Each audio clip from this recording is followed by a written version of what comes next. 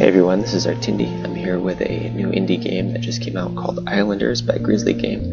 I've played it a couple times. It's a really fun game. I'm just going to be playing through it, but taking a look at it through the perspective of a game developer. Just kind of look at the things that they did well and what they did in this game that makes it so player friendly and just kind of a relaxing city building game. Right off the bat, it's very simple as far as the gameplay goes. There's not a whole lot going on. You just got 3 little indicators on the bottom. One of these will give you more buildings. I'm just going to pick one of those. And the gameplay is just to place buildings, and then depending on where you place the buildings with other buildings that might already be there and elements that are on the map, you'll get points. If you can fill the circle up all the way, then you'll get more buildings. If you run out of buildings before this thing gets filled up, then you lose the level. But if you fill this up before you run out of buildings, then you can go and move on to the next island. There's a small tutorial that you can watch. It's really a simple, very clear tutorial. If you don't watch it, you might miss things like how you can rotate buildings. I missed that. But just kind of throw some buildings in there, and you can see you get points depending on what's around. And this will fill up, and you can unlock new buildings. Simple as that. So some great things about the game design. First, we have this really great low poly 3D rendered islands, and these are all rendered.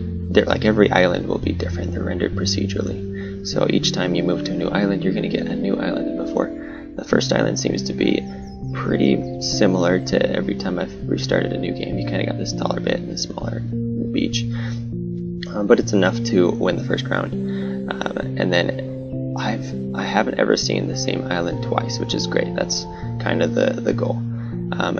Another great thing about the game design is they delivered what they promised they were going to deliver. They said that they were going to make a arcade style relaxing city building game, and they did. It's exactly what they said it would be, and it's really, well, to me it's not super relaxing at the beginning because it's so stressful about where you start to place your buildings, because if you place them in the wrong spots right off, then you might not make it, because later on you have to add a whole lot more buildings in order to move on to the next level. But I don't know, other people might find it not stressful at all and really enjoy it. I do enjoy the first level though. But once I get buildings started, then it's not very stressful. It just turns into placing buildings where it seems like I'll get the most points. Another great thing about the game design is the little things that they probably spent hours adding that the players never actually notice are there. For example, if you wanted this thing to be right up into that corner, notice that, well, first of all, it changes red if you can't place it, but then it's just normal if you can. You can put it right up into that corner, but then it'll stick there as you continue to slide your mouse, helping you know that for sure that is where it is. That way you don't have to be trying to move the mouse pixel by pixel to make sure that it's in the exact right spot. They probably spent quite a bit of time adding that just to make it that much easier on the player.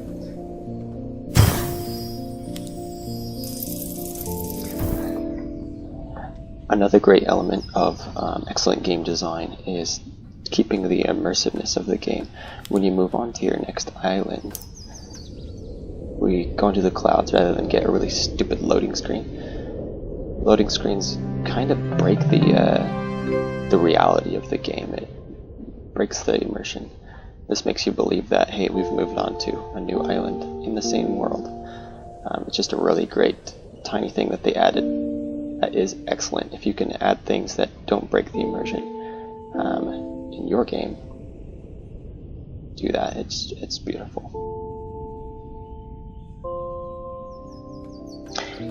A couple of things that I wish they had added to the game, just from my personal opinion, is I wish that they had a zoom key, because sometimes you build stuff that just looks so cool, and you wish you could kind of zoom in a little bit.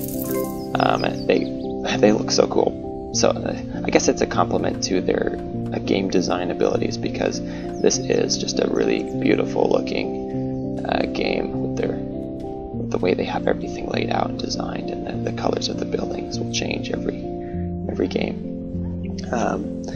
But if you did have a zoom key, it would actually make the movement controls a little bit harder, so it's just something that I wish that I could do every once in a while, zoom in on what I'm looking at. Another thing that I wish that they had added is the ability to save your maps, because once you move on to a new level, that's it. You can't come back and visit your city that you've built ever again.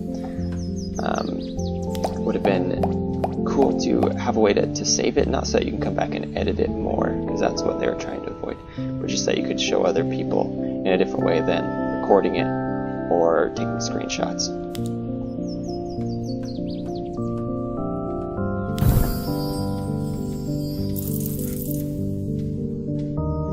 So if you're looking for a really inexpensive and fun new indie game to play, that's a relaxing arcade style city builder, this is an excellent choice. I recommend it just because it's fun to play. It's a great game. If you're looking for something to inspire you while you make your games, also a good choice right here. Very simple, very clear, user-friendly. It's a great example for a good game to model your games after. And with that, thank you for watching, and I'll see you next time.